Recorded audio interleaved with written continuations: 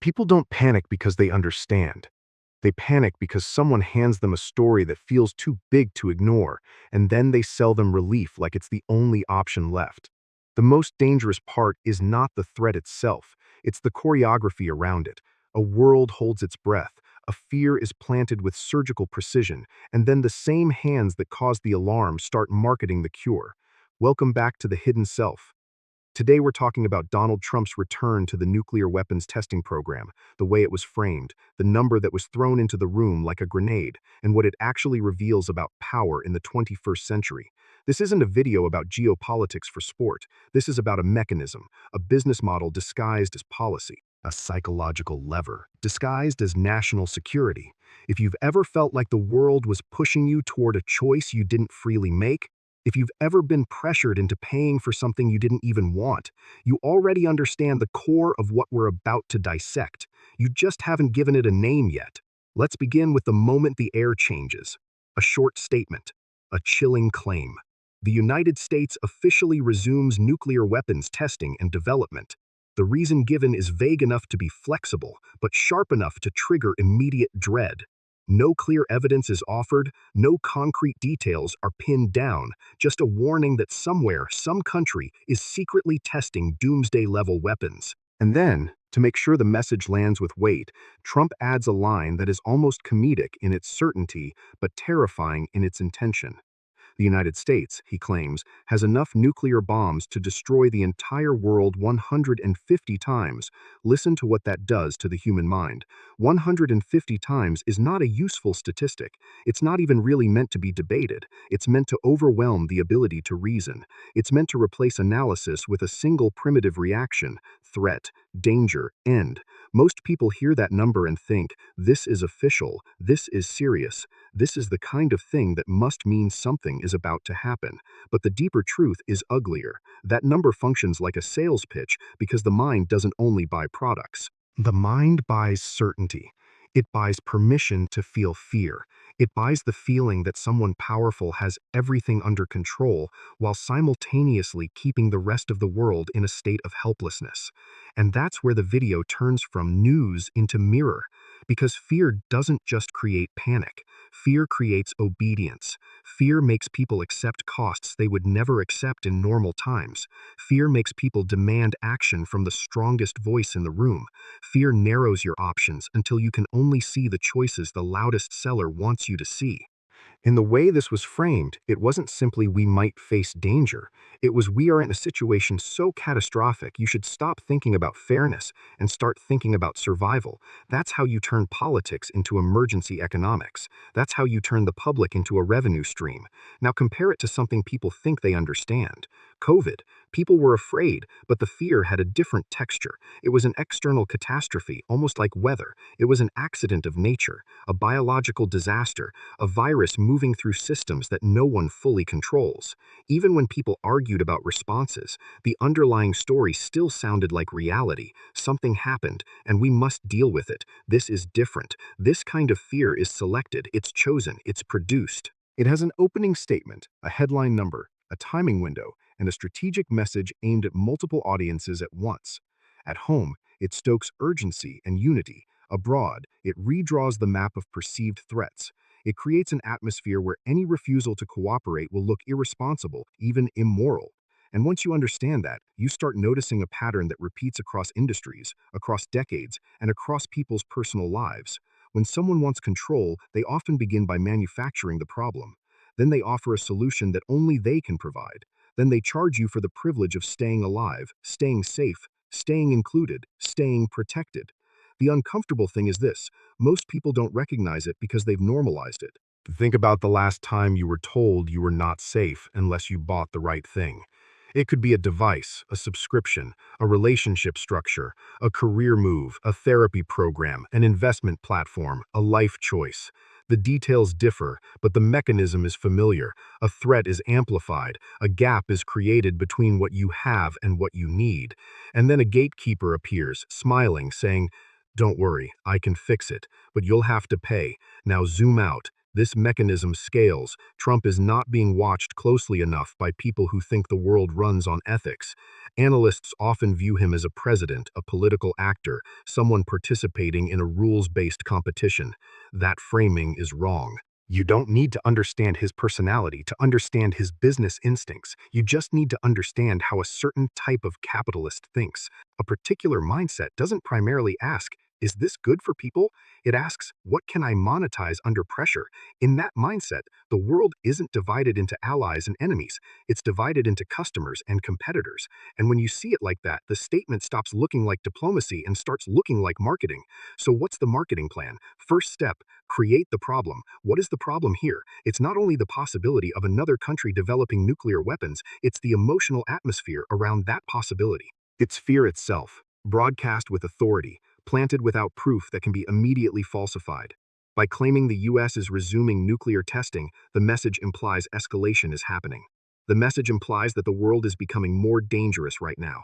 The message implies that uncertainty is no longer manageable by treaties, agreements, or calm negotiation.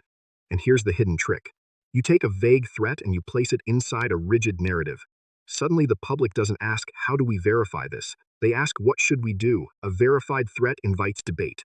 An unverified threat invites compliance. In marketing terms, it's like launching a product by announcing a crisis your audience believes they cannot survive without help. In human terms, it's like pulling the rug from under someone and then selling them the shoes they need to walk on the floor you just made unstable. Once fear is created, the market forms. Not a free market, a forced market. A market where the buyer feels they have no moral alternative except to accept whatever comes next. The market here is safety. The market here is protection. The market here is survival, packaged into policy language. Second step, identify the customer. Fear is not evenly distributed. Some countries feel the threat more intensely. Some countries have more money. Some countries have vulnerabilities that make them easier to pressure. The potential customers are not random, they are strategic. There are US allies who do not possess nuclear weapons themselves, but sit close enough to the heat to feel it. There are wealthy states with political systems that respond to fear with procurement. There are nations caught between geography and history, nations that can't easily ignore the emotional signal, because doing so would look like abandoning their own citizens. Taiwan, South Korea, Japan, Poland, Germany, Italy, NATO states with budgets and leverage points. What do these countries have in common? They are under pressure from neighbors who are also under pressure. They face real strategic threats, but they also face a new psychological pressure, uncertainty combined with American signaling. The US is essentially saying, we are restarting. You should assume worse times are coming. And by the way, the protection you currently expect might not be reliable for long unless you align your spending with our needs. That's not just deterrence, that is positioning. And positioning is always about who gets to control the relationship. Third step, sell the solution. Now the fear needs an antidote, not a public apology, not a return to verification standards, not a reduction in escalation, a package, a bundle, a menu of expensive assets. The core pitch is, you don't have to build your own doomsday capability. You don't have to become your own enemy. You don't have to carry the long-term burden of proliferation and risk. Instead, you can buy security from us. It's important that the solution sounds reasonable. It usually does. It's not marketed as pay us or die. It's marketed as choose stability over chaos. But underneath, it's a bargain. You can remain dependent, financially and strategically, on the company that controls the umbrella. You can remain inside the system. You can avoid the humiliation of building your own deterrent. You can keep your politics intact while outsourcing the darkest responsibility to someone else. Meanwhile, the umbrella isn't cheap. It comes with missile defense systems, fighter jets, encrypted command and control, military basing, and long-term contracts that lock you into a spending cycle. In other words, the solution isn't only protection. The solution is an ecosystem. And ecosystems are sticky. Ecosystems create long-term dependency. They make exit difficult without paying a huge switching cost, a cost measured not just in money but in time, politics, and fear. This is where you stop thinking like a citizen and start thinking like a buyer and a hostage at the same time, because that's the psychological shape of it. If you don't pay, you feel unsafe. If you do pay, you remain under control. Either way, the power stays with the seller. Now notice what happens in public quickly after such announcements. Markets react, defense contractors rise, lobbyists get louder, procurement timelines tighten, contracts become necessary, budget committees find fresh urgency. Suddenly, everyone discovers that national security is a priority that trumps ordinary debates. And if you want the proof that this is not purely about security, look at the pattern of beneficiaries. The same institutions that profit when fear intensifies are the ones positioned to help manage the fear. The problem becomes a revenue engine, fear becomes a commodity, and the person who controls the alarm gets to control the response. This doesn't require a conspiracy in the movie sense. It only requires a business logic that's allowed to dominate human decisions, because capitalism has a special talent. It can convert basic human needs into product categories. It can convert existential dread into a recurring subscription. People often think capitalism only sells things like cars, clothing, and entertainment. No, it sells safety, it sells identity, it sells belonging. It sells certainty. It sells the feeling that you are not alone in your fear. And when you watch it long enough, you realize many modern life solutions are built like this. Manufacture insecurity, then sell relief. That's why the most frightening aspect of all this global fear talk isn't the nuclear angle alone. It's that the logic mirrors everyday life at a personal scale. Let me make it concrete with micro stories. Have you ever been in a relationship where someone kept telling you there was danger if you didn't comply? Maybe not nuclear danger, but social danger. Danger to the relationship itself, danger to their mood, danger to the narrative they wanted you to live inside. You start walking on eggshells, you start trading your boundaries for a false sense of peace. Then, when you finally notice the pattern, they act like you're the problem. They say, if you cared, you would trust me. But trust was never the point. Compliance was. That is the same mechanism. Create instability, then sell control as stability. Have you ever worked for a company that generated constant, urgent issues and then offered leadership training or change management to fix the stress they manufactured?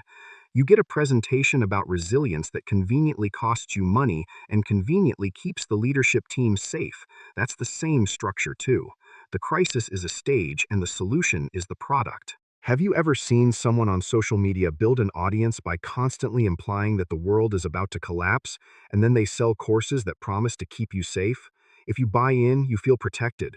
If you don't buy in, you feel like you're playing with fire. Again, fear as fuel. Now bring it back to nations. When a nuclear testing decision is framed in a way that maximizes dread, it creates a social atmosphere where alternatives shrink. People stop asking hard questions because they start prioritizing emotional survival. Governments, pressured by public fear, then justify spending more on defense. This spending doesn't just cover costs, it builds influence, it funds industries, it strengthens alliances that are tied to contracts. In the end, a portion of the world's money is redirected into the American defense ecosystem. Meanwhile, other nations are trapped in a dilemma that feels like a trap because it is.